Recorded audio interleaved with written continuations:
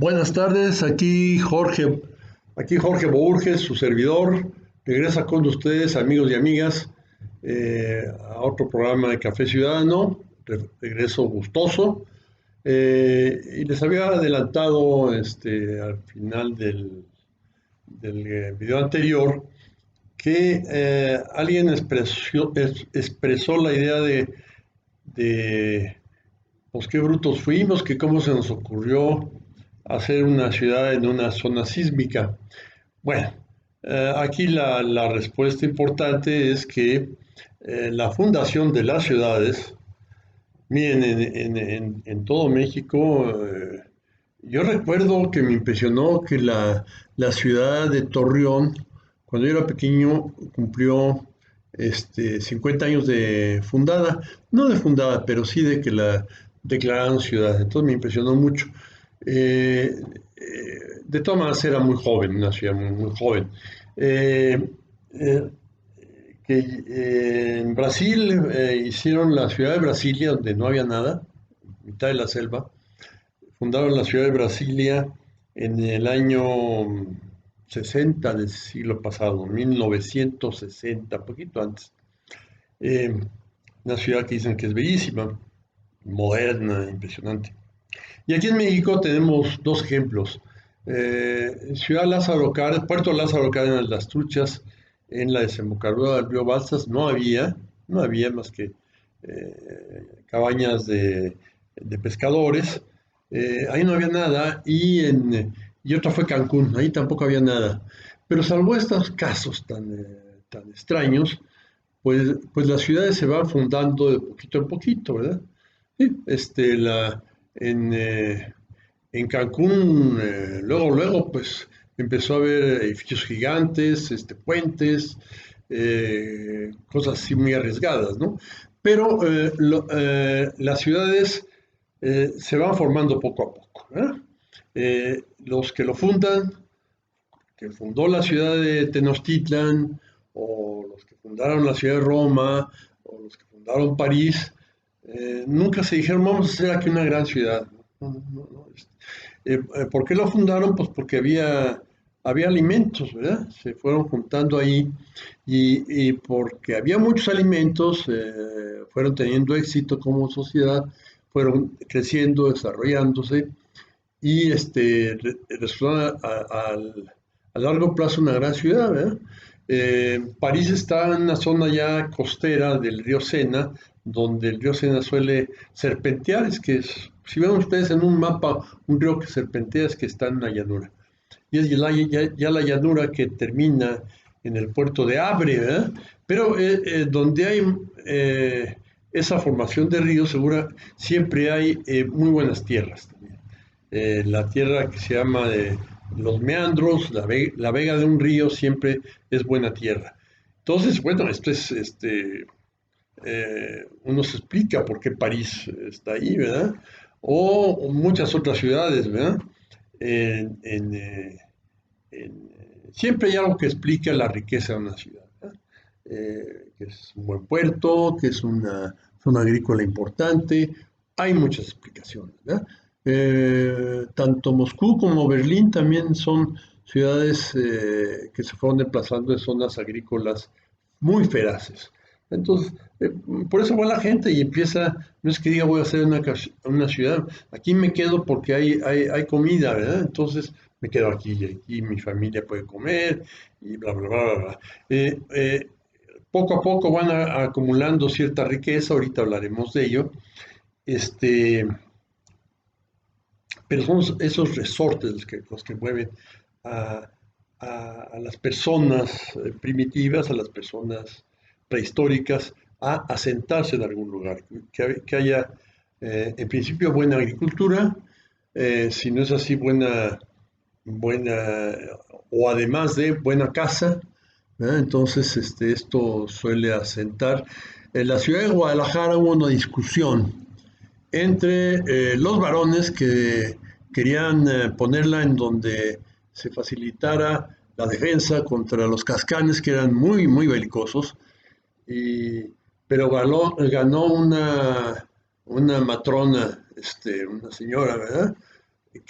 dijo, no, donde doña Beatriz Hernández, así se llamaba la señora, en la Plaza Tapatía en Guadalajara, es una estatua de ella, ¿verdad? La ponen muy guapota, muy buena, ¿no? Probablemente no era así, ¿verdad? Pero la idealizan porque ella determinó que se fundara ahí. También ciudades que se ubican por razones de defensa, pues las hay. Madrid es una, Toledo es otra. En España hay muchos, ocho siglos de guerra, ¿verdad? Pues, es claro. eh, y muchas otras son por razones de defensa, ¿verdad? Pero suele ser alguna causa económica, en un principio agrícola, y después otras causas económicas, pero en un principio agrícola. Y esto fue lo que pasó en el Valle de México. Miren, ¿qué es lo que les quiero llamar la atención sobre un hecho de por qué las las civilizaciones iniciales de nuestro país están a lo largo del eje neovolcánico? ¿Verdad? Bueno, miren, muchos podemos ver, sabemos, porque son famosos los países que son muy ricos, están muy adelantados, ¿verdad? Actualmente sabemos de la riqueza, pero también del avance de la ciencia y la tecnología en países como Estados Unidos, Canadá, Inglaterra, Francia, Alemania, eh, Rusia, Italia, España, ¿verdad? Esos países, ¿qué pasó con ellos? Bueno, hace falta para que un país alcance grandes niveles de civilización, que primero despegue como sociedad agrícola, ¿verdad? Que acumule mucha riqueza y la riqueza inicial que se acumula es la riqueza agrícola. La riqueza que se puede acumular en cuanto a lo que logramos cultivar este año y guardarlo para los siguientes, básicamente la que se puede guardar son los granos. ¿Qué les digo yo? Los cereales, o como el maíz, trigo, cebada, arroz, etcétera, etcétera. Eh, o leguminosas como frijol, garbanzo, lenteja, chicharrón, todo, haba, ¿verdad? Todo eso son cosas que se pueden guardar para varios años, ¿verdad? Sobre todo si se encuentran medios para protegerlo y que se pueda guardar. Y algunas otras como el cacahuate, la papa, el, eh, el cacahuate, la papa, las almendras, las nueces, avellanas, todo esto, ¿verdad? Todo esto se puede guardar. Ahora, pero básicamente pensemos en cereales y leguminosas, ¿verdad?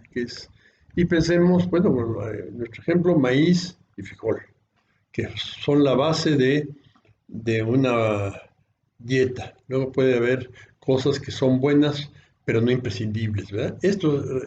Cereal y leguminosa es básico, imprescindible. Si lo tomo en suficiente cantidad, sobrevivo, ¿verdad? El taco de frijoles es la base, ¿verdad? Entonces, eso no lo digo yo, bueno, lo repito yo, pero lo dice mi hermano, que es famoso eh, como científico médico de la nutrición, ¿verdad? Es una persona con mucho conocimiento y se lo escuché a él, ¿no? Taco de frijoles, que es muy nuestro, ¿eh? Bueno, ¿qué pasa para que entonces si la tierra es generosa en la producción de, de cereales y leguminosas, pues entonces ahí ahí va a acumular esa colectividad y finalmente va a despegar. Al despegar, pues se van a especializar y algunos serán ganaderos, otros irán a cazar, luego traerán ganado, otros empezarán a hacer cosas de piedra, o barro, todo eso se facilita, ¿verdad? Eh, El barro creo que es bastante primitivo, ¿eh? Pero eh, la cerámica de barro, pero escala mucho en cuanto a complicación, ¿verdad? Bien, ¿qué pasa? ¿Qué tierras facilitan esto? Vuelvo al hecho de que los países más ricos, o sea, los que despegaron antes, son aquellos que están en lugares fríos. ¿Por qué? Porque para cereales y leguminosas necesitamos que, o para que esas tierras sean muy generosas, necesitamos que se hayan formado esos suelos bajo condiciones de frío. El frío es muy benéfico. Esos países, casi todos hay frío, ¿verdad? Uno ve estampas navideñas de los países europeos, Estados Unidos, Canadá. En, eh, en Brasil, Venezuela, México pues, son artificiales, ¿verdad? No hay escenas navideñas al salir de la calle, ¿verdad? Entonces, tenemos esto es el frío facilita que las tierras sean neutras, que el suelo sea neutro. ¿Qué quiere decir que sea neutro? Que no sea ni ácido, como en el trópico húmedo, ¿verdad? Ni alcalino, como en las zonas semiáridas, ¿verdad? Nuestros suelos de Sonora, Chihuahua, Baja California son alcalinos, algunos hasta salinos son.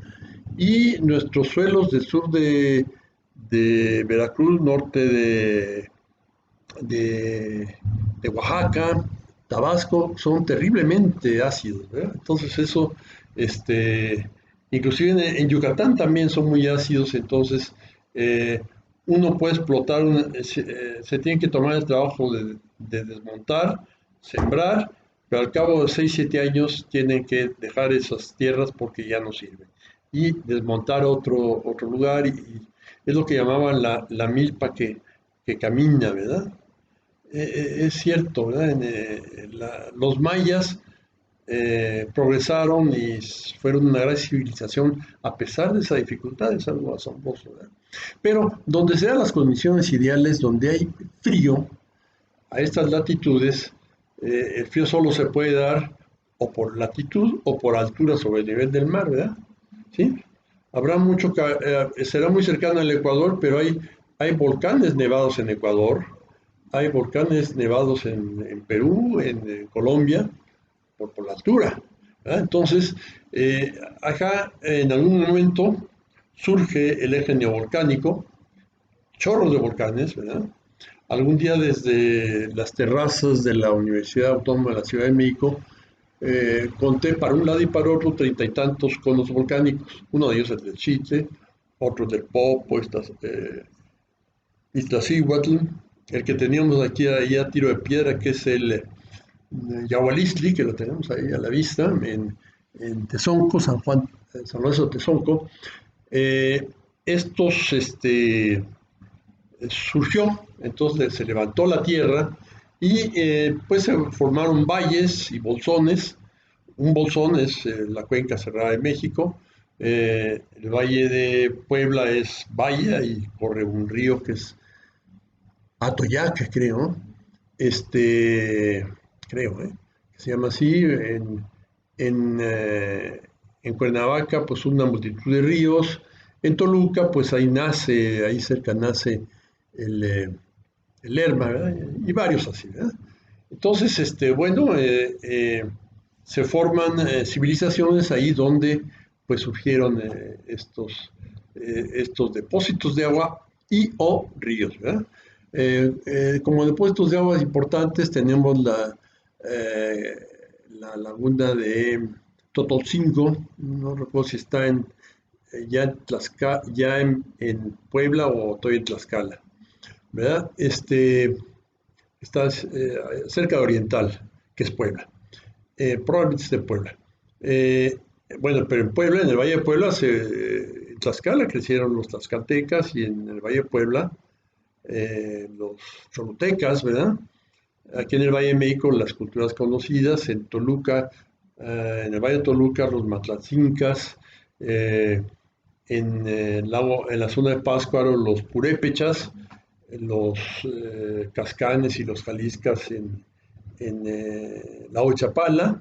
El lago de Chapala, el Lerma, nace cerca de Toluca y corre, y, crea esa maravillosa zona agrícola que es el Bajío y va a dar al lago de Chapala y luego del lago de Chapala sale el río Santiago que va a dar al mar.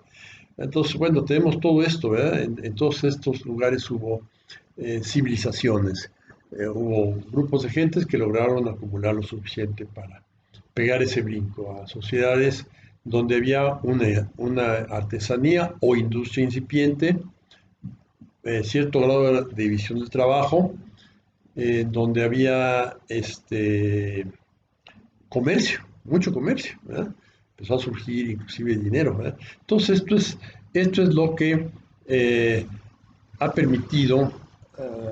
permitió que surgieran grandes ciudades en nuestro eje volcánico, ¿no? Ciudades tan grandes como Puebla, México, Guadalajara, Morelia, las ciudades grandotas del Bajío, pues cuál no, ¿verdad?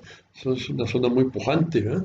Entonces, bueno, todo esto es algo importante para, eh, para la historia, ¿verdad? Después, ¿qué pasa? Bueno, pues llegan los españoles, conquistan, eh, vencen a los habitantes iniciales y entonces, ¿dónde fundamos nuestra ciudad? Pues aquí mismo, ¿verdad? Si aquí estaban los más fregones de la zona, que eran pues, los aztecas, pues ahí ponemos nuestra ciudad, ¿verdad? ¿En dónde? Pues donde estaba el Gran Teocalli, donde estaba el Palacio Moctezuma, ahí ponemos el Zócalo, y ahí ponemos nuestra ciudad, ¿verdad? Incluso a Cortés alguien le aconseja que pues, es una zona un poquito difícil, ¿verdad? Pero pues él pesa más el político y dice aquí. Y efectivamente, bueno, luego es capital del virreinato, pero es una ciudad que una vez que se, se detienen las aguas que escurrían por la Sierra de las Cruces, eh, se controlan, digamos. Ya Nezahualcóyotl había empezado a controlarlas, pero a lomo de prójimo, ¿verdad? Se movían las piedras para ir haciendo represas, etcétera, etcétera. Pero ya con bueyes y instrumentos de fierro, pues se hacen represas mucho más avanzadas, se hacen canales, son lo que llamamos río Churubusco, todos que inclusive están arriba del terreno adyacente, eh, y la tierra es muy buena, la tierra que ese control de las aguas descubre, es tierra muy feraz. Cuando éramos pequeños, a veces nuestro abuelo agarraba a los netos, vamos a comprar helados a la Siberia, una nevería que estaba en Coyoacán. En el pueblo de Coyoacán, entre la Ciudad de México y Coyoacán, había campo, y se veían unos campos preciosos, ¿verdad? Y les digo de Chalco, ¿verdad? Donde está ahorita Chalco, Valle de Chalco, pues, era un valle verde, ese lo vi yo, y vi el de la zona de Coyoacán y Churubusco y todavía, bueno, Texcoco queda, ¿verdad? En muchas partes del país queda esos suelos buenísimos que se resisten al avance urbano. Eh, y bueno, entonces esto tenemos cuando ya es una ciudad rica, porque era agrícolamente rica, había agricultura, ganadería, etcétera, etcétera. Y después viene, y muy comercial, pues, por aquí pasaba todo, ¿verdad? Eh, y después viene la industria, ¿verdad? Y para la industria también hay facilidades, ¿verdad? Porque, bueno, la mucha población permite la división del trabajo, pero además hay lugares donde poner generadores de energía eléctrica. Si van ustedes a Contreras, probablemente les dirán que van a los dinamos. Había 4 o 5 generadores de electricidad, dínamos, eh, aprovechando las aguas que bajan del río Magdalena, ¿verdad? Entonces ahí se generaba electricidad y abajo había una fábrica muy grande, ¿no? de las fábricas de Loreto y Peñapobre, ¿verdad? Y donde, eh, ¿cómo se llama este río? El río San Rafael, que surge en San Rafael, que está a los pies del Iztaccíhuatl. Ahí ponen una fábrica de papel para aprovechar los bosques y la energía que lo movía era también energía eléctrica que se obtenía conduciendo las aguas de deshielo hacia unos generadores. Entonces, también la industria pues, favorece al Valle de México y luego pues, surge el petróleo, ¿verdad? ¿Y dónde surge el petróleo? A, a unos 400 kilómetros de aquí, de la Ciudad de México, en la zona de la Huasteca, un poquito más. Y donde ahí surge el petróleo, bueno, hay más energía y también pues se puede entonces cavar pozos y sacar agua, todo eso. Se desarrolla una gran ciudad que es nuestra nuestro DF. Yo le seguiré hablando le seguiré diciendo DF. ¿Ya? Este, Voy a quedar como anacrónico. Me hubiera gustado que le hubieran puesto Tenochtitlan o Anáhuac a esta Ciudad de México, pero bueno, eh, se llama así. Y bueno, surge todo entonces toda esa riqueza. Entonces, no es que hayan llegado a decir, pues vamos a ponerlo aquí, ¿verdad? Una gran ciudad, ¿no? Se fue haciendo gran ciudad. Es la ciudad que produce más en todo el país, el Valle de México, más eh, que cualquier otra entidad, es más productiva, en fin. Tendrá que enfrentar varios problemas. El problema de la sismicidad, que no, cómo se le quita, ¿verdad? Cómo quitamos la sismicidad en una zona sísmica, este, haciendo mejores construcciones, mejores y mejores y mejores, mejorando las normas de construcción.